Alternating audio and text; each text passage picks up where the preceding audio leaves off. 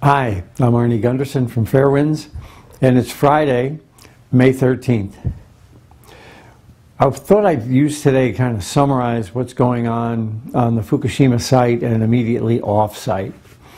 But a quick summary would be that basically if this were an American rodeo, the bucking Broncos would have been throwing the cowboys all week long.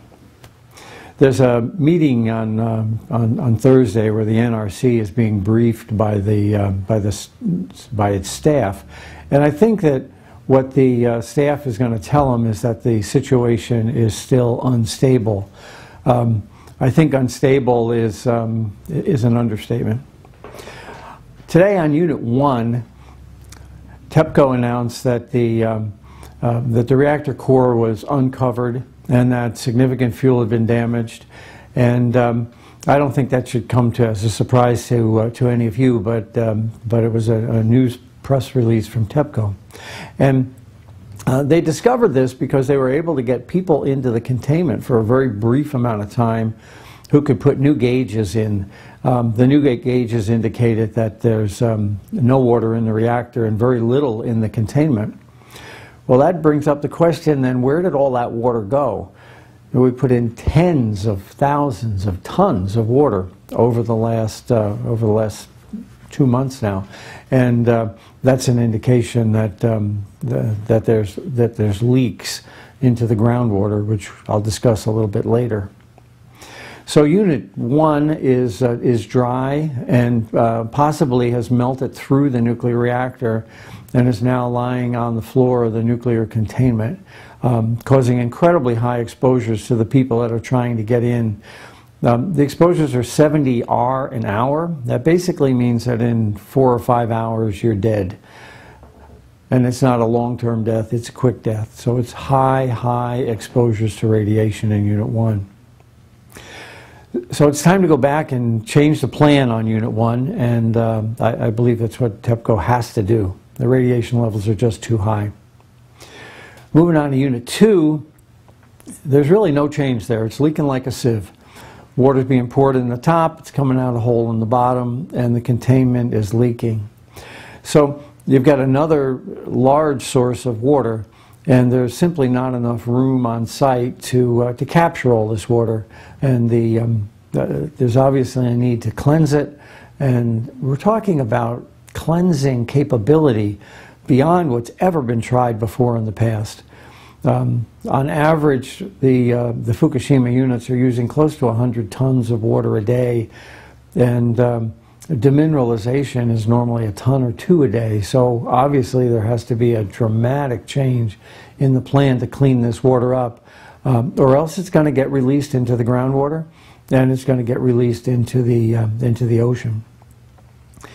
Unit 3 is interesting. There's been chatter on the internet about smoke coming out of Unit 3. I don't think that's a cause for concern. It happened at night, and air gets cold at night, and the Pacific is very cold. And I think what you're seeing is the warm steam coming out of Unit 3, hitting the cold water and producing a really thick, steamy smoke. It's radioactive, no doubt, but it's not an indication of a fire. At least I don't think it is. That's about the only good news coming out of Unit 3, though. Like I said before, the temperature at the top of the nuclear reactor is very high, but the pressure in the reactor is very low.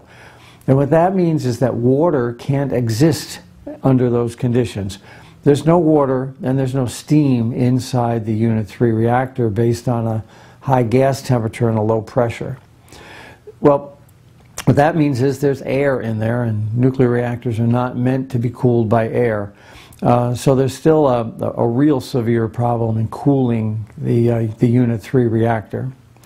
The hydrogen explosion is still possible at Unit 3 because of that wide disparity.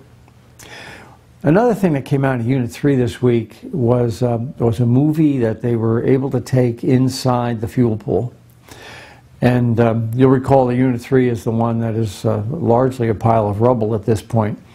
And the fuel pool pictures were awful.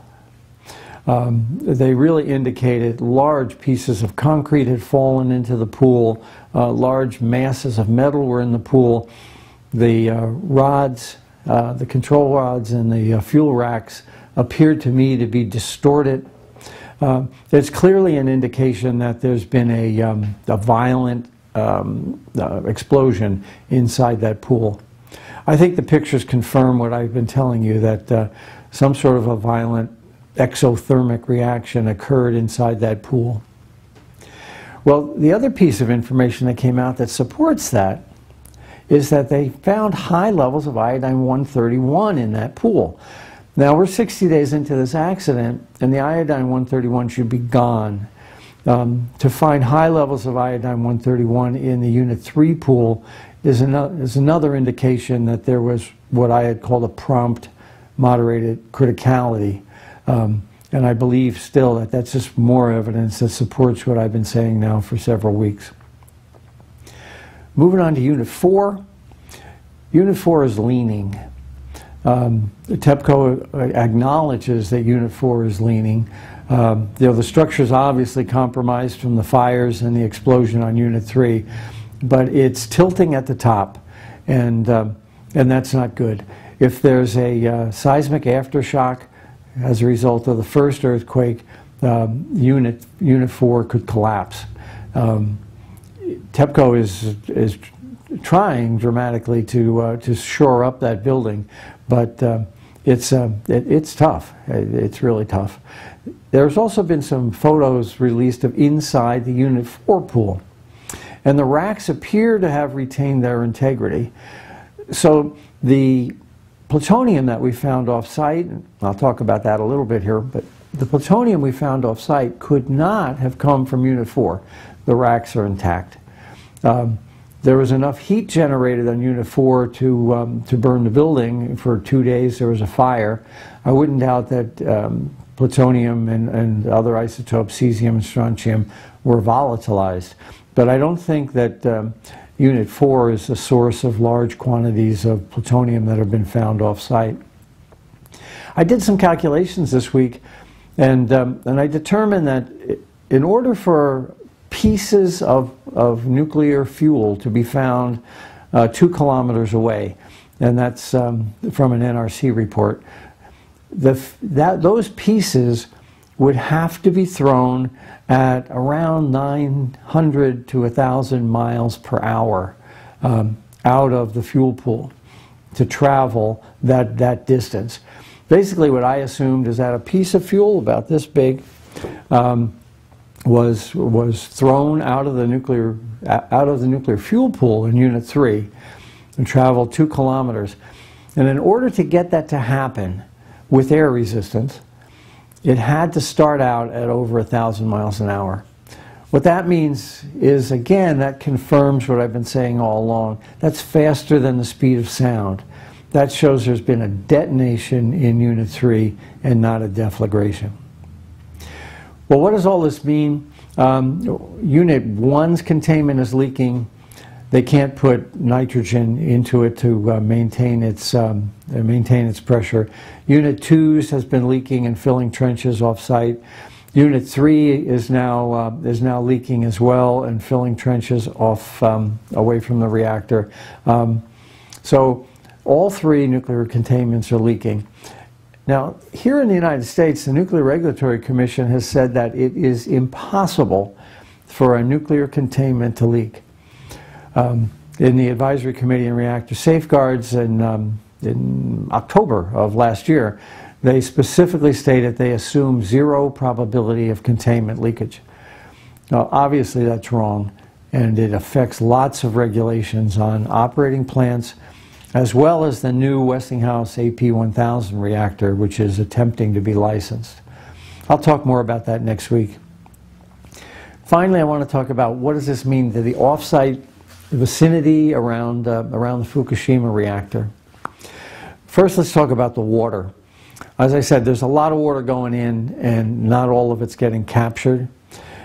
Experts have shown that the site has sunk by about a foot. And that indicates that concrete has to have cracked. the concrete foundations have to be cracking, and that radiation has to be getting into the groundwater. Now, in our last video, I talked about how radiation had entered the sewage system at a local town. A sewage expert contacted me this week, and he said it's not uncommon after an earthquake for groundwater to infiltrate a sewage system. So I think the most important thing of information that we need from TEPCO and the Japanese government, and which we have not gotten yet, is what's the concentration of radioactivity in the groundwater. And finally, airborne radiation. There's a survey out this week from a combination of American and Japanese overflights that indicate contamination 50 and 60 kilometers away from the reactor.